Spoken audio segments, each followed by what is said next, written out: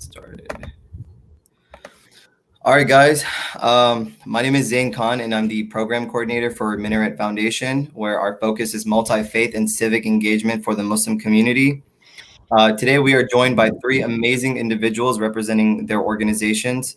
Sasha Bodner, who is the Director of Social Action at the Jewish Federation of Greater Houston. Andrew Hanar is the president of the CEO of One American Movement. Arif Sayed, who is the disaster response manager at Islamic Relief USA. Pretty much today, this will be a discussion where three multi-faith panelists above and ask about how this year's hurricane season will be different and the challenges from a faith perspective during the COVID-19 response. I'll start off by letting Sasha briefly explain what the Jewish Federation of Greater Houston does, and then Andrew, and then Arif. Thank you, Zain. Assalamu alaikum. And in Hebrew, we say Shalom Aleichem, and I love the parallels there between Arabic and Hebrew. Shalom Aleichem on one hand, Salam Alaikum. So peace be with you, as well as everyone else who's watching from home. I want to say thanks to Andy and Aref. Also, it's a great honor to be in your good company.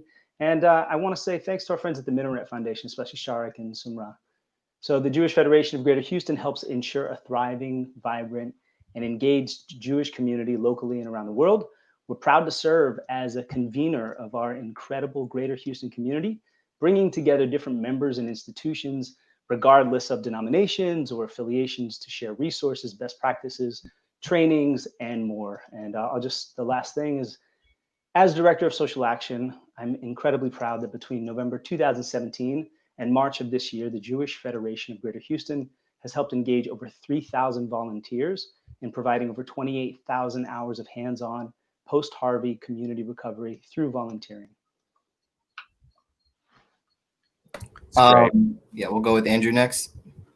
Yeah, thanks, and thanks so much to Minaret for having me. Really appreciate it. It's great to be with you all.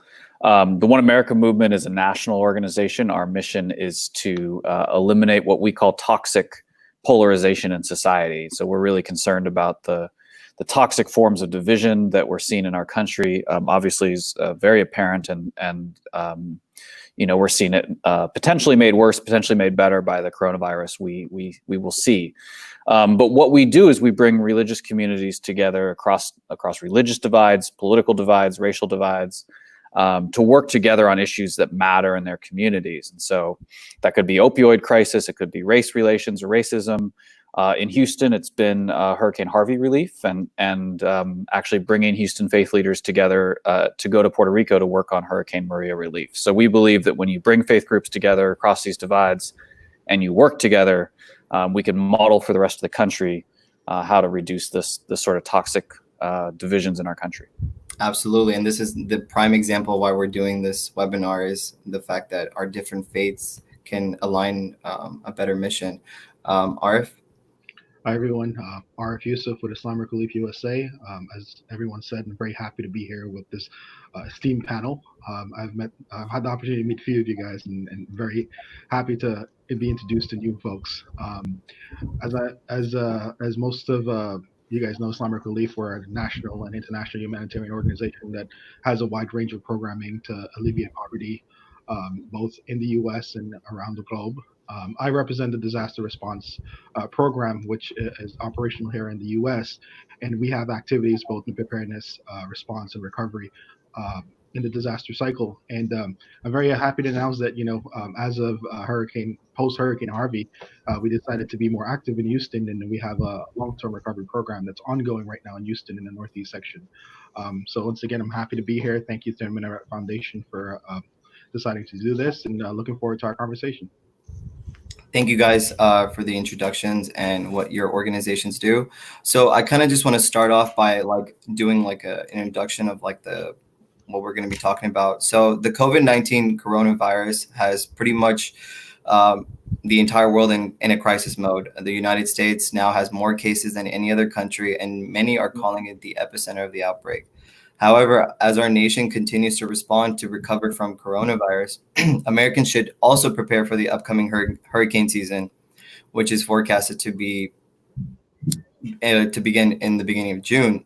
So we should start preparing as of yesterday.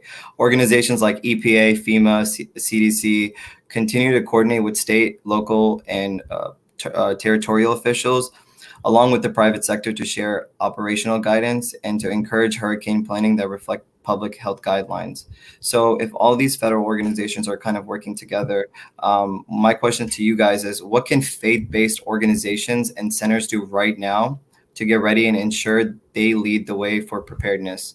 I'll start off with Sasha. No, don't start with me. Come on.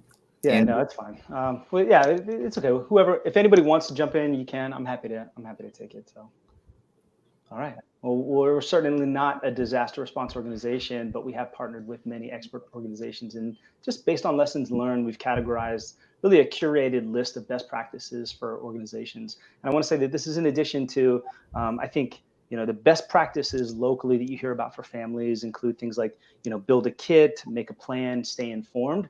But to take that just a step further, when we think about organizations and faith-based houses, there are three general categories that we kind of like to put things in. And one of them is connect, the other is collaborate, and the third is course of action.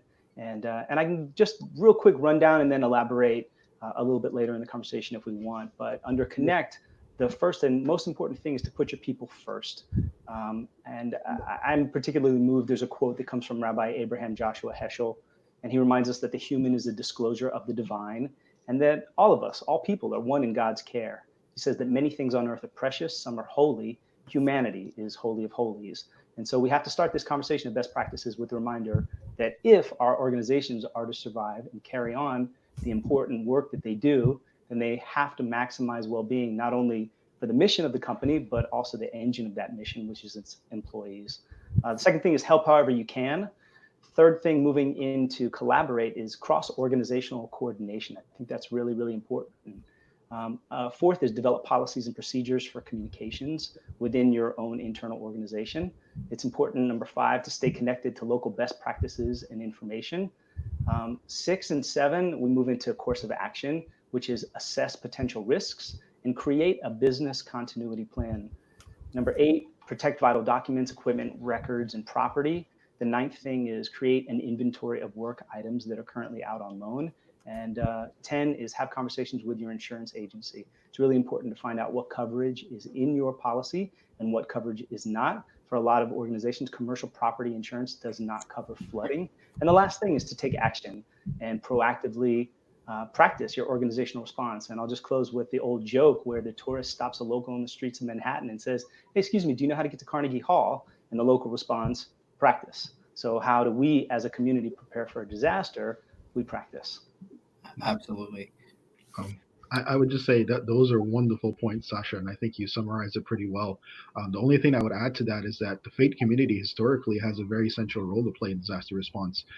As we know, there's a saying in the disaster response community that disasters start locally and ends locally, and it's all about the local relationships. And for the faith community, we play a central role because the first thing that survivors of disasters do is they connect with their houses of worship, be it a church or mosque or a synagogue. And so it's very important that houses of worship are very important, especially now that we're dealing with a disaster in a disaster, right, with the COVID situation. And we won't be able to respond as we traditionally do because, when we talk about mass care, it's usually, how do we evacuate a massive group of people, how we feed them and take care of them. But with COVID-19, that becomes a unique challenge of how do we make sure that individuals are safe and our staff and our volunteers are safe. So just to add to the great points that Sasha mentioned, I think an advice I would give to the local faith community is to start preparing now. Even though we're in hurricane season, just start doing now. Just take that first step to connect with your neighbors across faith lines. Like reach out to your local church, reach out to your local synagogue, reach out to your local emergency management agency to see what's going on, what's the best practice, right? Reach out to your local COADs, and COADs are county organizations active in disaster. They have a national representation of national voluntary organizations active in disaster. Reach out to the local chapter and see what they are doing to prepare, and just like leverage your relationship with your congregation to just like host preparedness webinars. I know we can't meet physically, but host preparedness webinars, and how do you sort of prepare in this pandemic, because you're talking about two disasters in one, in the event of a hurricane, right? And you definitely want to get your congregation prepared. That's the most important thing. And as Sasha mentioned, I would strongly agree with you that business continuity is the key here. You have to have that in place. If you don't have one, my recommendation would be to go ahead and start creating one. Yeah, Absolutely. Some great additions you added onto that with Sasha's amazing 9-point list. Andrew? yeah, no, that's great. I think from our perspective, when we talk about division in society, or when you talk about disasters, or anything that comes in from the outside and hits a community, I think that what we're really talking about is resilience, right? How do you build resilience in a community so that when something bad happens, you have the strongest possible response? And I think what faith communities have done an amazing job of in America, in Houston, across the country, is working together in moments of crisis to support their community, the larger community. What I think they could do better about, and I think this is where our work comes in, is sometimes those connections are mostly isolated to a political side. In other words, the local synagogue and the local church that largely agree on political issues, for the most part, may have a stronger relationship, but maybe not with that other church down the street that has a different political perspective. And so I think the challenge for us, if you're in the water, you're not going to ask the person in the canoe who they voted for, right? So the challenge is for us to have the kind of relationships, not just with people we agree with all the time, but with the people we don't agree with, so that when something hits our common community, we can respond together. And I think that's where we can really do proactive work to be ready for whatever comes up. Yeah. And if I were to add to that, I think that's a great point, Andrew.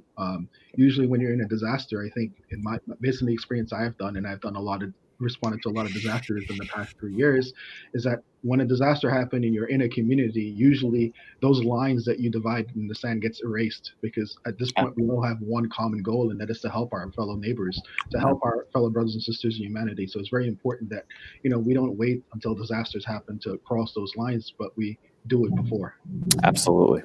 Yeah, well said. Yeah, absolutely.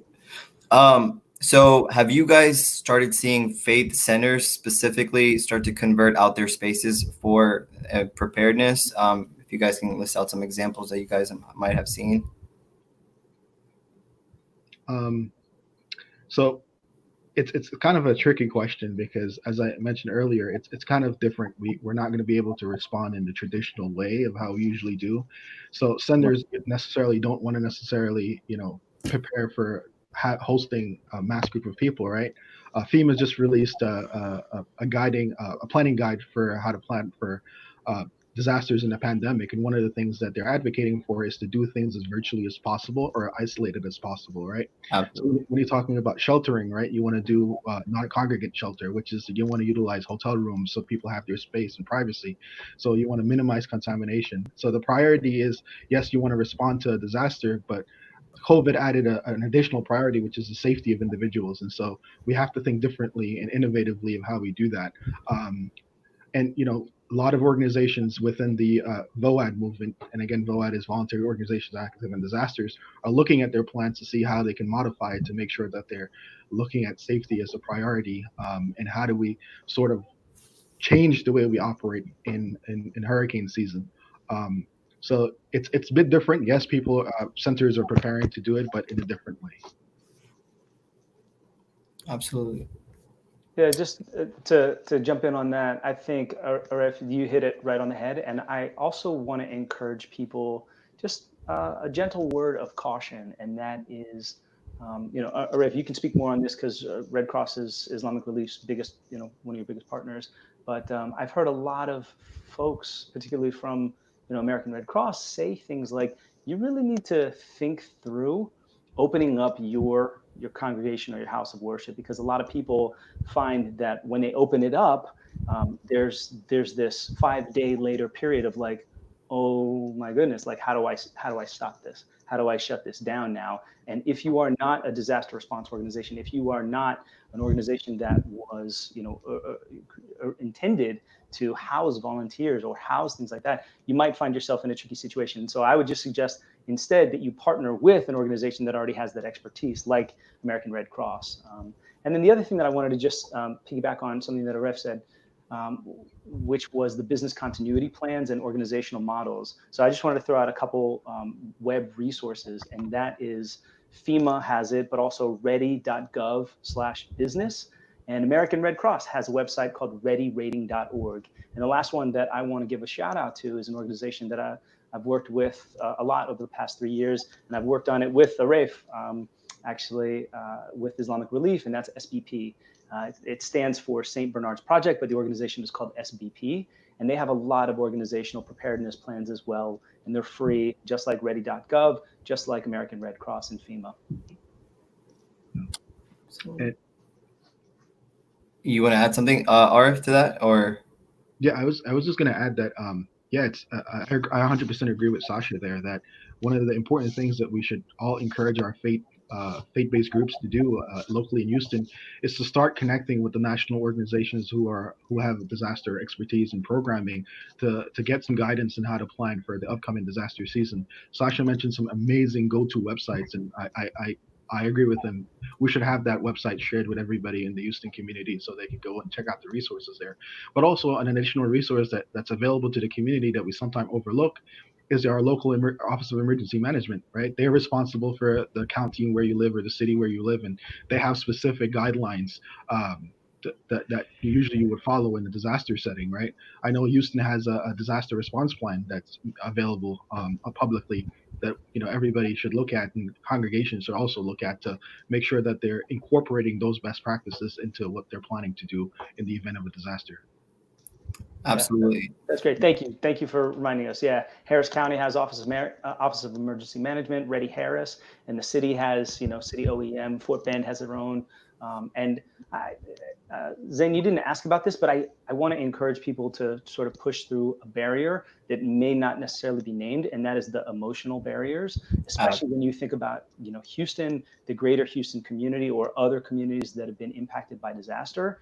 It's really uncomfortable. And if we're honest, I think everybody's heart starts to beat a little bit faster when the relentless rains fall. And when we start to think about another flood on a community that's been disproportionately affected by so many other floods. And so as challenging as it may be to think through the scenarios of what will I do in case of X, Y, and Z, I really want to encourage people, especially the faith houses, and if there's leaders that are within those faith houses that can encourage their congregants and their constituents also to do that deep and challenging and oftentimes uncomfortable work of thinking through the scenarios, I think it'll be really helpful as well. You're absolutely right, especially about that emotional connection that we have to kind of correlate to, especially with this disaster. Someone from the comments just asked a question, Heather. She said that, are you concerned at all about supply chain issues or shortages as we come into hurricane season during the pandemic? Yeah, that's been a concern earlier when we hit the COVID-19 in the peak, especially for the Northeast region. As we all know, a lot of very basic items we ran out of early on, like masks and hand sanitizers. Yeah. I think the government has done a good job in terms of starting to look at ways to kind of mitigate that. And I think FEMA has done a good job as well in terms of how to position themselves to make sure that they have enough supply. But again, with disasters, every disaster you do is unique. No one disaster is the same, right? And so as we get into a hurricane, challenges might come up, and so, but I think the disaster community is doing its best to prepare for this hurricane season. And one thing that I wanted to add before I handed it back over to you, Zain, is that sorry about that. It's great. We need everybody's kids to jump in on all of our meetings. The world would be a better place. Yeah, right. I'm hiding from mine, but otherwise they'd be here too. Me too. Yeah, but one thing I had is like, the Houston community could go on the National VOAD website and look at all of the organizations, each different disaster organization specialize in different things, ranging from mass care to emotional, spiritual care to long-term recovery, to just go on the website and see what resources are available and which organizations do what type of activities in disasters, so you could better connect yourself and have a better understanding of who's the organization that you want to reach out to in the event of a disaster. That's great. That's right on. And there are regional, local, long-term recovery meetings. There's one for Harris County that convenes at United Way. It's not convening now in person, but they're convening online. Michelle Dobbins is the head of the Gulf Coast Regional VOAD, Volunteer Organizations Active in Disaster. If anybody's looking to get involved on a local level, there are some resources. And I think it's also, look, to your question about supplies and masks, I think in this day and age, you can look up a lot of different ways to make your own masks out of pretty much anything, including Absolutely. Bandanas. I don't think that we're at a shortage for masks. Unfortunately, and Andy, maybe you can talk more about this. I think that we're at a shortage for just some basic practices, and we're seeing this in Houston. And I'm not trying to move us into any kind of political territory, but I think it's really important that when your local officials or leaders or doctors or medical experts are saying, as a city, as a county, as a region, it's really important to mask up. Then that should be something that's practiced universally, and that shouldn't become a Republican, Democrat, conservative, progressive, liberal. That's not an issue. That's a public health, and that's a well-being for all of us. And I think that we're more in danger of people not using the masks that they have access to than we are people not having access to masks. Unfortunately, the statistics right now just in Texas are a prime example of what you're speaking about. Yeah.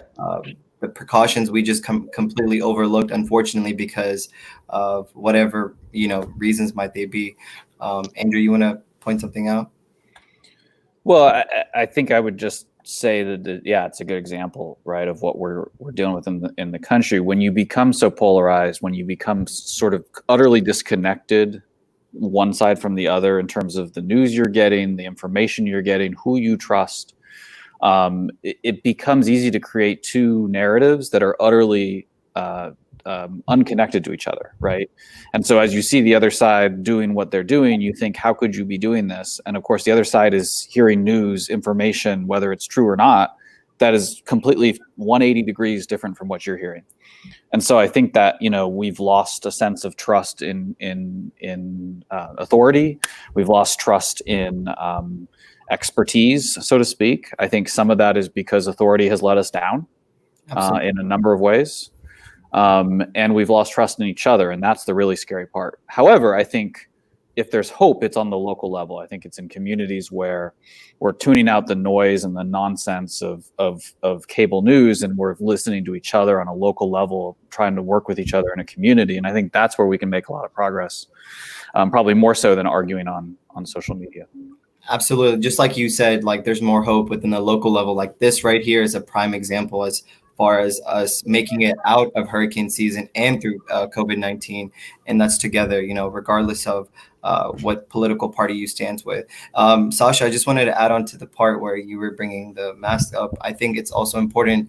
The only source we should also look at is directly from the hospitals that are suffering from all these overflow. I mean, if there's anyone we should listen to, it should be these leaders that are representing all these hospitals. Texas Medical Center created a beautiful letter that was mandating and suggesting every citizen to wear masks because their hospitals have completely been overfilled.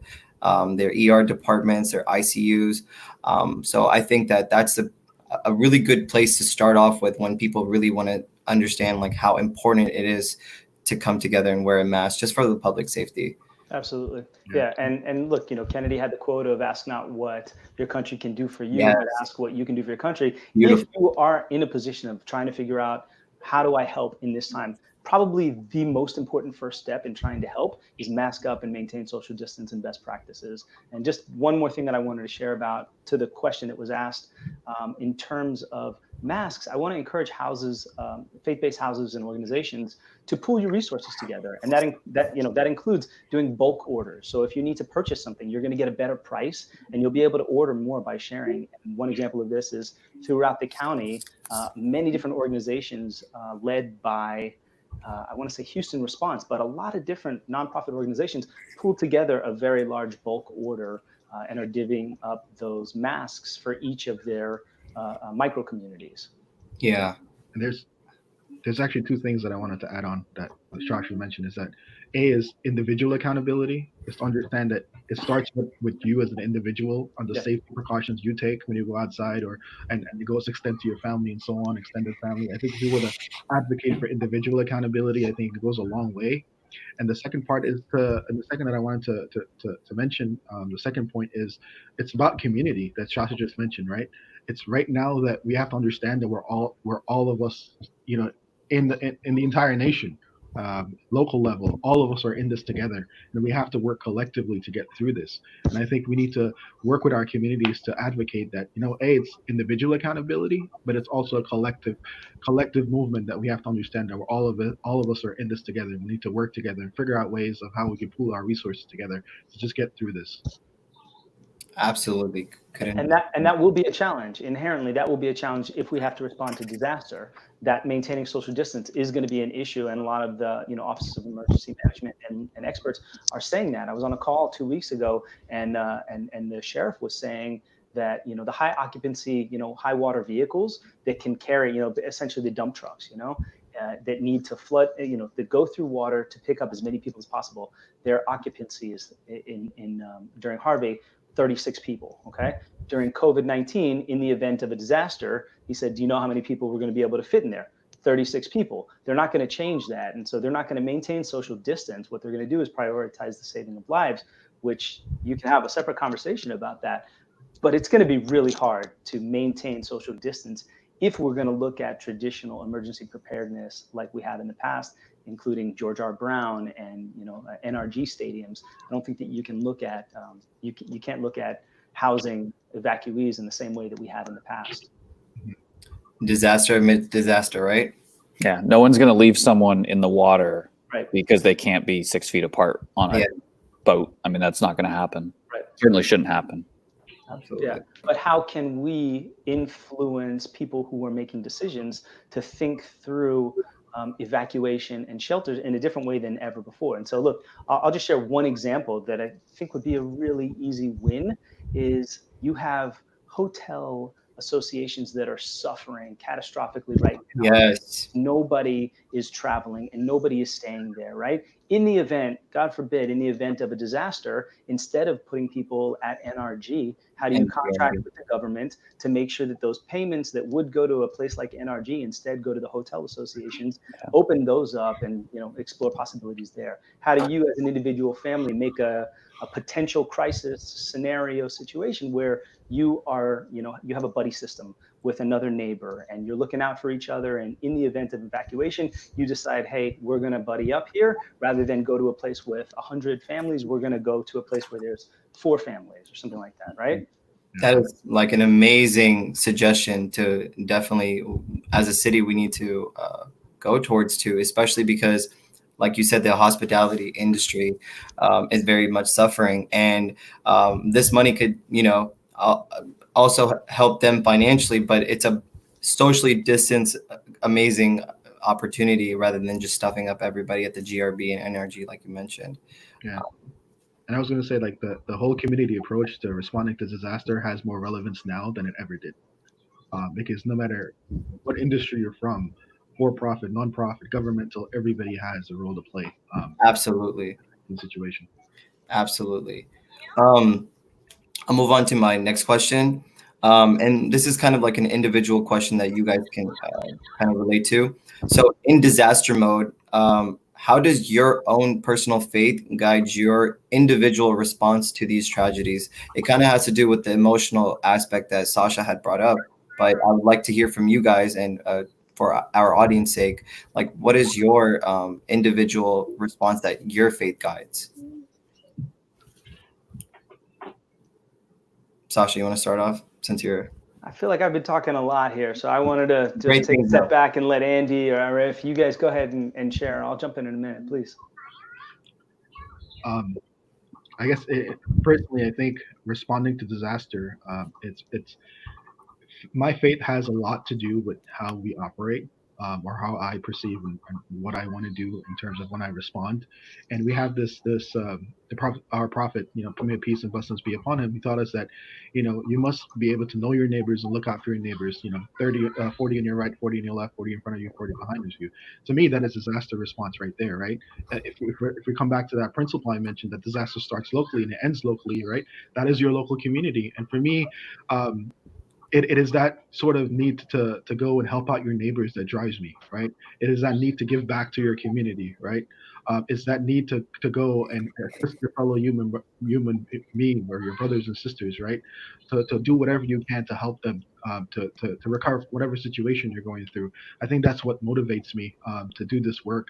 And in terms of when I'm on the disaster site, I get really there's a lack of words to describe it, but I get really happy to see, if you ever go on a disaster site, to see so many different organizations, so many faith-based groups, we're all working together. We're all holding hands together to help our community, because in that moment, right, it's not about, what you're disagreeing on, but we all have a kind of commonality, and that is we need to help our fellow human being out, our brothers and sisters out.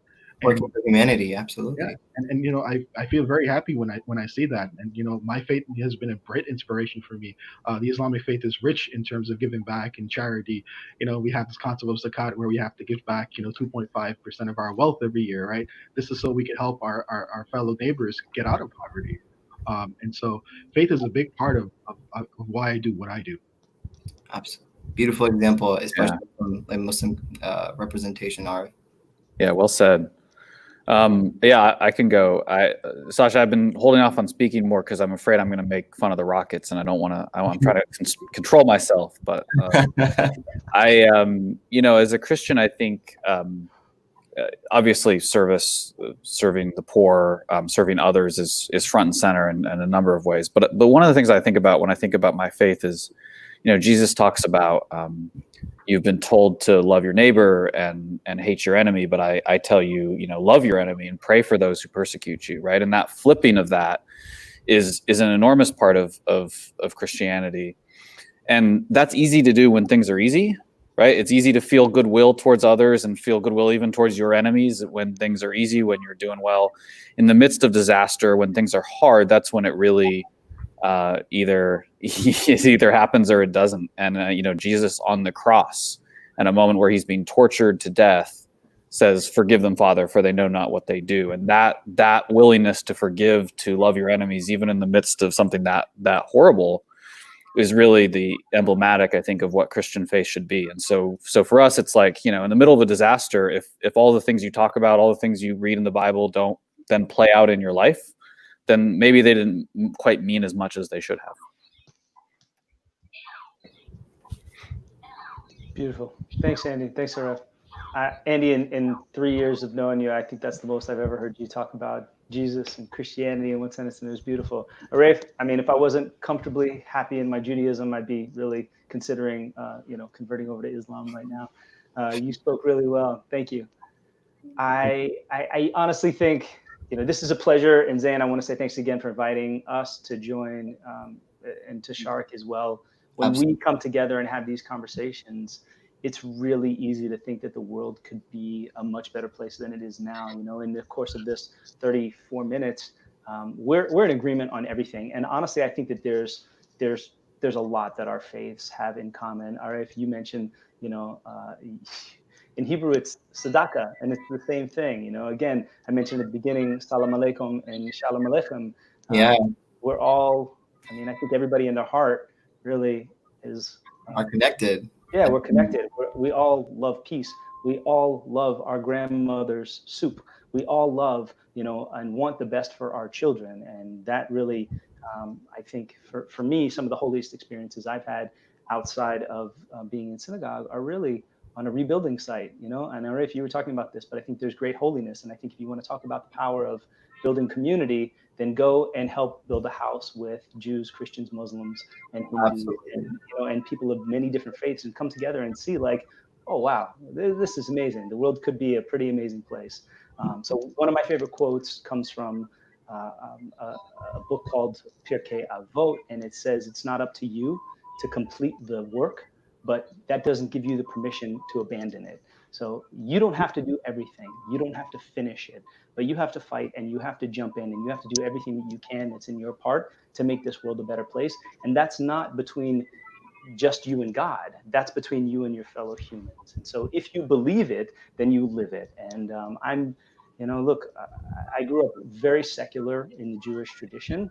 And it's something that I learned about a little bit more as I got older in life. And it's something that I really care about. And also, I'm honest in the fact that, like, if we really boil it down, tzedakah, tzaddik, salam alaikum, shalom alaikum, it's not exclusive to any of our faiths. These things that we love about our faith traditions are not exclusive. We find them in each other's faiths. And I think that's really important to acknowledge, that it works for you and other people have to find their path to living a fulfilled life. If I want to, if we don't mind, Zain, I wanted to share something that, I got inspired by Sasha there, and that was beautifully well said. Was that it's the idea is that usually, and for me, is when I've been on a disaster site, that's when you start having conversations with different faith, you start to realize we have more in common than we have differences, right? And I can think about in 2017. Islamic Relief, we partnered with United Methodist Church to do a recovery program in North Carolina, and the relationships that I've built there still stays to me to this day. And I've developed a great relationship with a pastor there, and I consider him to be one of my closest brothers. Right, in the disaster world, traveling and doing recovery work, I was able to meet Sasha, and every time I get to see Sasha, it's a smile on my face, and I always look forward to seeing him. Same, absolutely. And look, I'll just. Andy, you, me, Sharak, we were in Puerto Rico together doing rebuilding and La Hormiga, and there were a lot of really powerful moments. And I'm just going to share this. Please. One moment that for me was like, come on, man, why do we spend so much time arguing and fighting about the things that divide us when there's so much that unites us? And we're sitting around the dinner table and we're talking about our families, we're talking about our kids, and Sharak and I both realized that our kids call us Abba. And that to me was just like, we're the same, like really, we all want the same things, Absolutely. I grew up calling my father Abu, all my life. And when you mentioned that, the correlation is just, it's unimaginable. And we have so many more similarities that we don't realize. But work like this, disaster work or nonprofit work, whatever it may be, these are the things that are going to continue to unite us. And I do believe personally that there's more hope for the future, especially just because experiencing Hurricane Harvey, I went to one of the most diverse high schools in my county, Kepner High School. And we've always had all these different kinds of ethnic groups attending our school, but never where everyone just kind of came together. But it was so nice to see our school just filled with so many different people wanting to give back and just help out at the ground level, despite what party you align with or what kind of other beliefs you have. Or like you mentioned, the differences, we don't even need to highlight. It's just the fact that we all wanted to help out one another and rebuild from such a terrible tragedy we all faced together. And that's the most important thing, is like having these perspectives and our conversations that are going to allow us to continue to be united in the future. Well said. Any final remarks you guys want to mention, Andrew, Arif, before we close off? I just want to thank you for having us. I also want to just acknowledge both Islamic Relief and the Jewish Federation of Houston. I mean, we partner with both of you, and you guys are doing amazing work. Really grateful to have the opportunity to do this with you. I think, when I think about all the division in society, I'm also really hopeful. I think there's something, deep down that no Facebook algorithm or, cable news spewing stuff can get to. And I think that's the thing that connects us. And I think that in our times of challenge and disaster, that's when it comes out. It's the feeling of unity. I'm more inspired than before entering this. You have no idea. Just hearing you, Sasha, and Arif just talk about y'all's individual experiences, it really resonates with me. And like, I could be doing much more as a citizen within my own community. And believe me that this is what it's all about. Arif? Yeah, I just want to thank Zain, you and Sharik and everyone at the Minaret Foundation for organizing this. I think this is well needed in the times that we live in. I appreciate Sasha and Andrew joining us to be on this panel. Sasha, I'm looking forward to the opportunity to get to come back to Houston and connect with you. Let's do Andrew, it. whenever I'm in Maryland, I will definitely be sure to reach out to you so we can connect more. And I'm very happy that I'm part of this panel, and I really appreciate all of you guys. So Absolutely. thank you very much. Thank you guys. Thank you guys again for joining. Especially, I want to let our audience know that the resources that Sasha mentioned and Andrew mentioned and Arif mentioned, we'll definitely make sure to post that out for everyone to go ahead and start utilizing and start getting prepared for hurricane season. Hopefully get another opportunity to do something like this again in the future. You guys are amazing. Thank you guys. Can I share one more thing Yeah, before absolutely. we bounce in? So I just want to name the. I want to be honest and say that sometimes it's really uncomfortable. I think there's a lot of things that we don't talk about, like implicit bias, and it's oftentimes really uncomfortable to talk to somebody that you have, either preconceived notions, consciously or unconsciously, that they are different, and what that means, and what the potential, engaging of that person could be, and how you could potentially be received or rejected.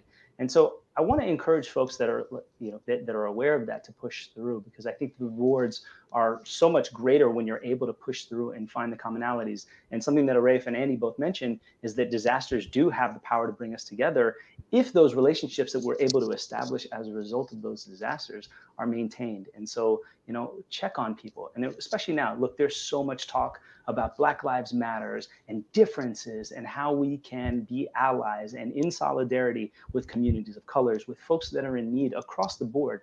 And how do you work through your own challenges of discomfort to show up and be a good person? And so, in closing, I just wanted to share the powerful quote from Dr. Martin Luther King that said, one of the most powerful questions in life is to ask, what are you doing for others?